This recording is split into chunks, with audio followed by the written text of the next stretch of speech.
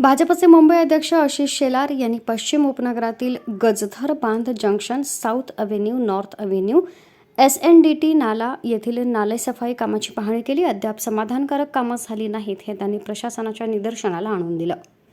महापालिका 2,73,000 metric ton गाळ काढल्याचं सांगते, तर तो कुठे टाकला याचा व्हिडिओ दाखवा.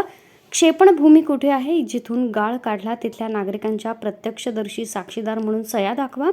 कंत्राटदारानं दिलेला आकडा महापालिकेच्या अधिकाऱ्यानं मानला, याचा अर्थ तेरी मेरी मिली चूप असल्याचा आरोप त्यांनी केला.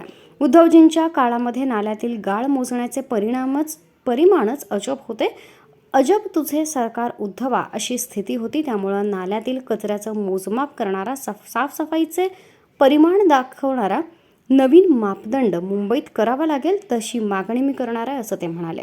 हीच परिस्थिती असते का ही परिस्थिती बदलत नाहीये? मागे तर समजा काही ठाकरे होते, हे होते, आता तर प्रशासन आहे. नाही, गेल्या 25 वर्षात उद्धवजींनी काम नीट केलं असतं तरी परिस्थिती झाली नसती.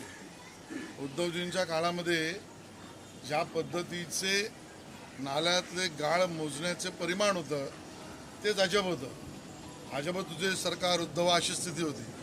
आणि त्यामुळे नाला 100% साफच करायचा नाही हा नियम उद्धवजींच्या काळात. नाळ्यातला गाळ मोजण्याची प्रक्रिया ती किती, ते परिमाण पण उद्धवजींच्या काळामध्ये गाळ ठेवूनची होती.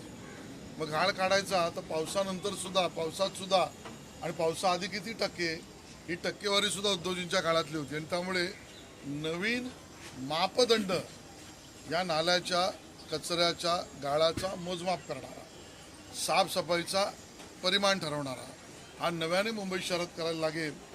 कमी मतदानाविषयीचा संजय राऊत यांचा दावा केवळ हिरव्या शाई संदर्भात आणि हिरव्या चादरीबद्दल आहे, हे आता जनतेच्या लक्षात आलंय, असा खोचक टोला त्यांनी कमी मतदानाच्या संदर्भात संजय राऊत यांनी केलेल्या आरोपांवर बोलताना लगावला.